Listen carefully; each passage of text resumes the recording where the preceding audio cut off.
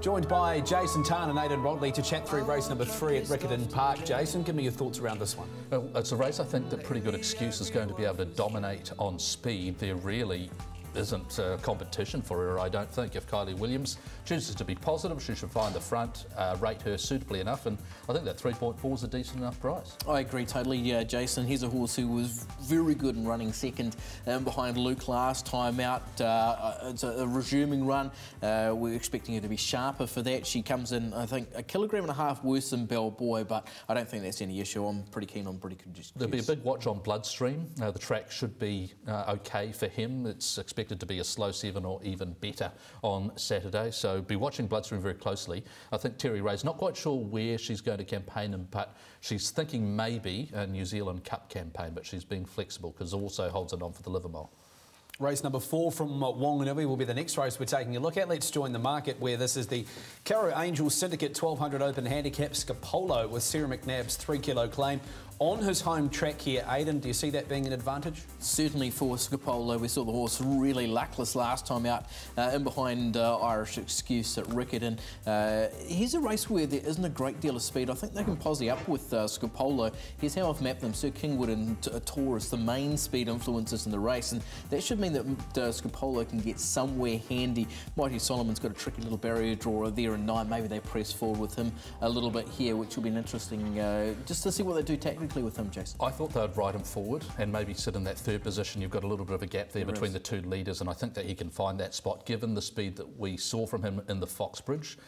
He settled in the first half of the field. I think he can get one of the gun runs in the race. Look, Mighty Solomon, I don't know that you really want to be backing him too often for the win, because I think the biggest margin he's ever won by is something like 2.3 lengths when he was a maiden, or breaking maidens. Everything else has been nose, head, half a head, those sort of margins. But I think he comes into the race really well.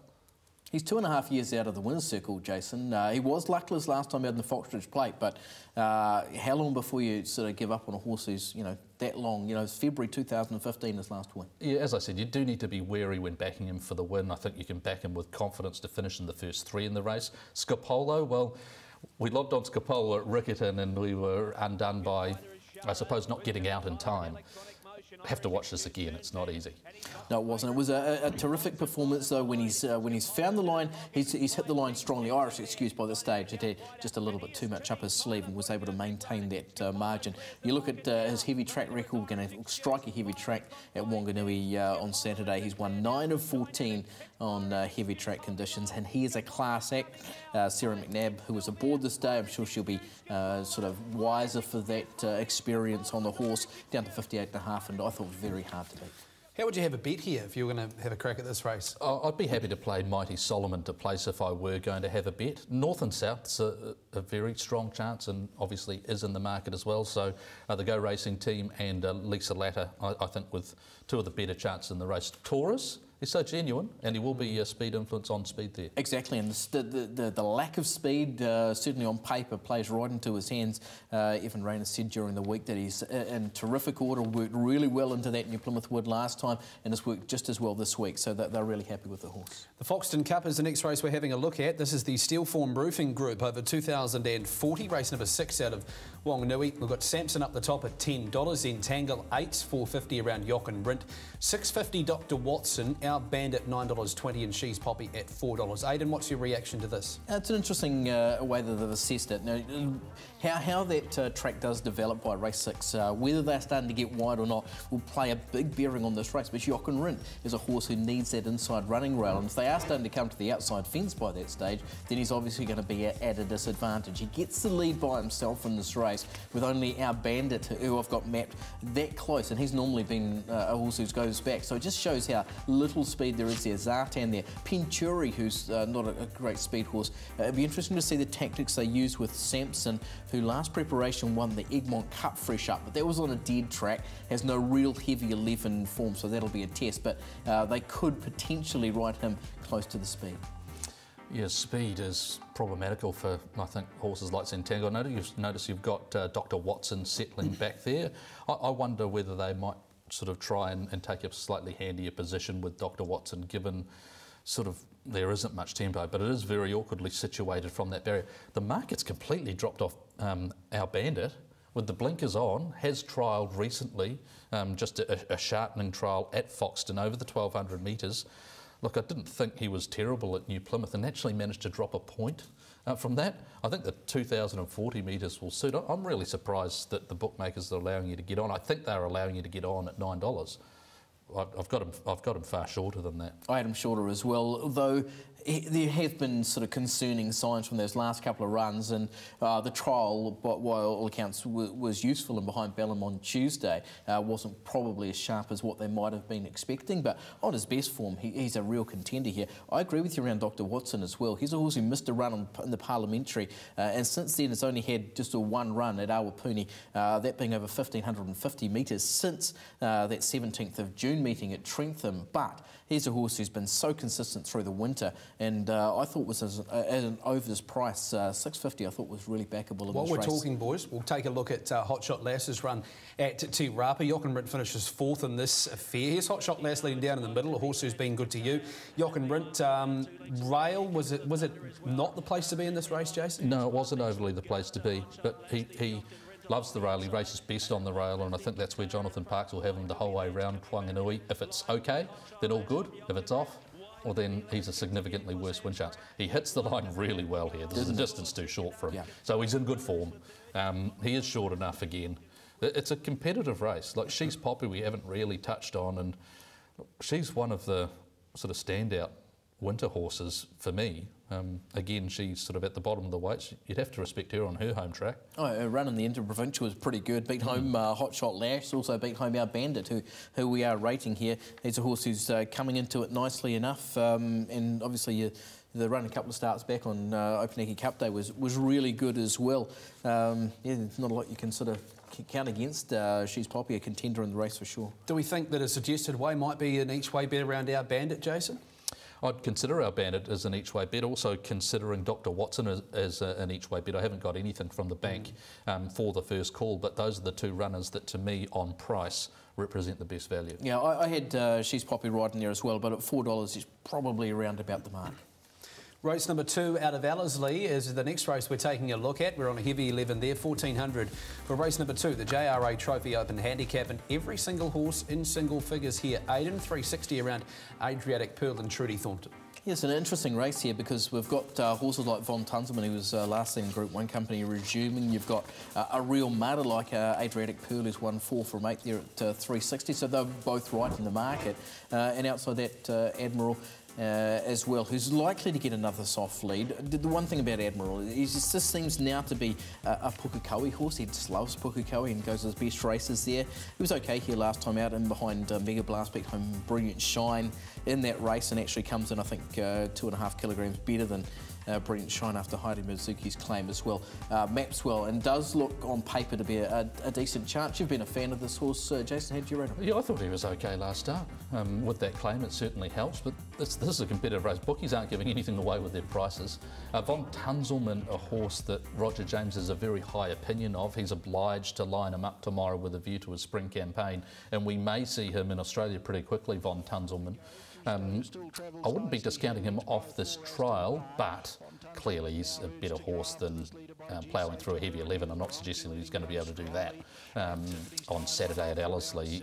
He's going to want it better, but he's got that element of class and a progressive nature about him that it wouldn't surprise me to see him run a good race. In a race like this, jockey tactics is going to be all important, and also having the skills of the jockey. We've got the 4 kilogram claimer aboard today. Obviously, they're just wanting to take a little bit of weight off for the fresh run, but G. Sajahor has only had yet to win in 27 starts as a jockey. So here's a chance. He's on a Group 1 quality horse, but it's also a little bit of a trick for an inexperienced jockey as well, and a race that will be tactical. How would you suggest to the punters at home to have a crack at this one, Jason? Well, obviously Adriatic Pearl, like, she's had a bit of time between her last start and today, but her form is very rock solid on heavy winter tracks.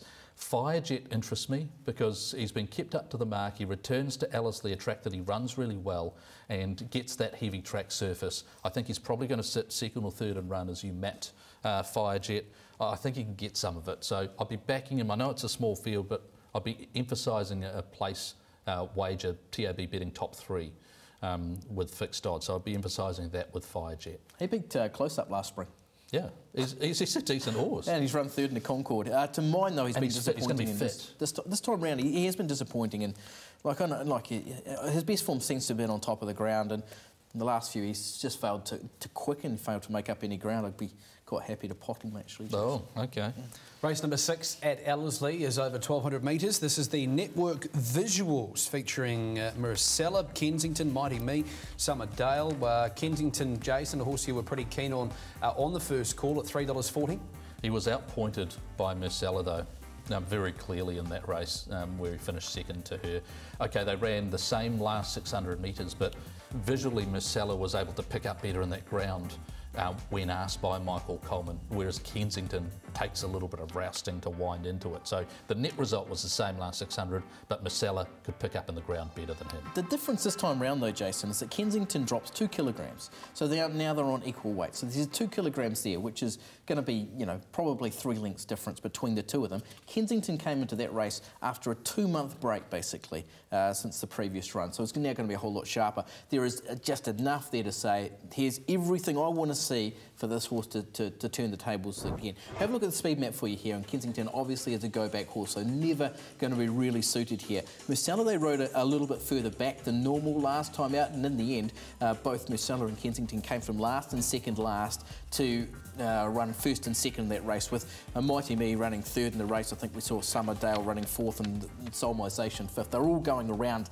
in this race again. So Mighty Me, One Call Message, who's been on speed, but just has dropped out the last couple. So whether they're a little bit more cautious about really putting the hammer down early, that'll be interesting to see. Let's go back to Ellerslie and take in one of the form races heading into this. Marcella runs into first placing, Kensington second. You were a bit unlucky with Kensington though, Jason. Yeah, sort of switched across heels, but as you can see there, that Marcella, to me, just quickens a fraction better. But once he gets into the clear and levels out Kensington, it was a good effort. And I'm with you, Aidan. I think he can turn the tables, and maybe there shouldn't be too much between them on price. Then you're getting those two factors. The weight swing, 2 kilograms. Now, 2 kilograms is, I think, going to turn the tables in itself. And the other thing is Kensington's going to be sharper, just with that first run in a couple of months. There's those two factors, and I'm sure Kensington will turn the table. I'm happy to have a really good go on Kensington on Saturday. I've got $30 for my bank on him. We haven't talked about No More Tears. It's a massive drop back in class for No More Tears after the Foxbridge Plate,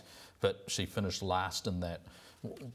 What do we expect from her? One thing about sometimes mares just don't come up for a season, and sometimes springtime is the worst time for that to happen. Sort of seasonal things going on with mares. She's unproven on a heavy track. She's going to cop a testing track at Ellerslie on Saturday. We know she's better than her form because she ran second in a Foxbridge this time last year, so she's come up in a spring. But she's a 5-year-old mare coming to a time when sometimes mares are sort of starting to think about, having babies. And I just don't think she'll cop a heavy track, so I'm a little bit wary. Oh, very good, very good. You're going to have a bet here, or? Yeah, I'll also have a bet on Kensington, like Aidan, Matthew. But yeah, No More Tears. I mean, it's interesting that Stephen Marsh is choosing to line. Well, at this stage, lining her up. We won't know until scratching morning exactly what his plans are, and maybe a heavy track will turn him off. But she does run Ellerslie very well, which I don't know whether it's enough to counter the fact that it's going to be a heavy 11. Oh, she's a high-class horse. She's been group placed in Australia, so we know there's nothing against the horse. That obviously a heavy 11's against her, as it seems to be this time of year. We head to the mile for race number 9 at Ellerslie. This is the Mackenzie High Country bred, and another race which sees a very open market. Philippa Charlotte, who was so brave the other day at Ellerslie, wasn't it, Jason? Yeah, she was very good, wasn't she? And we know that she likes it as testing as it can possibly be. And her last 2 starts attest to that. At Tauhera Nico is a very testing track. They came to the outside fence. Last start at Ellerslie is going to be similar to what presents tomorrow. Maybe it'll be a little bit looser on Saturday. So she's got to be in contention, and she's beaten most of these. Arzak interests me, with Heidi Mizuki being able to claim 3, because this is a drop back in class for him. And yes, he's been sort of well beaten in recent rating 85 and open handicaps, but look, it's not bad form behind Mega Blast and Admiral and the like. Yeah, exactly. One point of concern there is he had 7 goes at Ellerslie, yet to place in any of those runs. No need. Is that a scratching out of this race? I'm just not too sure. I had it So it has come out, so that's been done. So just put Philippa Charlotte in one there in the speed map, but no need. Who looked to be the best heavy tracker in the race coming out. So that will change things here. Clipping Girl and Stoker's Rock both going forward. Arzak, Philippa Charlotte. You've got those horses like going back, Critics' Choice and If I Tell. You make good points there, Jason. Philippa Charlotte, one thing about her is both times she's been really suited. She's been in the right spot in each of those two races and been able to capitalise. And she does get through the ground really well. She's just a slight mare, and she just seems to be able to really connect on those heavy 11s. Yeah, there's nothing of it, but boy, she's game. Yeah. As we see here, she's pulling to the outside with Sam Lilly, who will ride once again. At Ellerslie. Around the home turn, she didn't look as though she was travelling as well as some of the other runners, but once she lets down here, could we expect her to do something similar again tomorrow? Absolutely, Matthew. You won't see No Need, as we've just mentioned. The Kipling Girl, though, fights on and has the blinkers fitted for Saturday. Does it want a better track? Yeah, I think so. And Michael Coleman said that, obviously, Ellerslie speak to jockeys after races, ask what was going on. Michael Coleman said to them plainly, she's looking for a better track. And that's one thing we've sort of noticed about those horses who are performing at Te Rapa don't tend to perform in those wetter tracks such as Ellerslie. So I'd be a little bit wary about the Kipling Girl, not on class, because I think she's up to this level, but on a heavy 11, that's a real concern. King Oberon, a year between races, but has been seen at the trials at Foxton, and it wasn't the worst trial. It was too sharp a distance, but showed early speed and then just flattened out and wasn't able to really sprint, probably wasn't really asked late. So a big watch on King Oberon, given his record. He's shown promise. Stoker's Rock, what would you do with Stoker's Rock, Matthew? Because I know that he's got us the last couple of starts, but 2 starts got Te Rapa was decent enough. There's got to be a win the next couple of starts for him. He's a horse who can get forward, he can play his part in the race. He was big at Rotorua on what was a very testing track there. We know he's good enough. I mean, he ran at Copeland's last year. So, yeah, I personally wouldn't back him in the race, but in all honesty, I think within the next few starts, there's definitely a win there.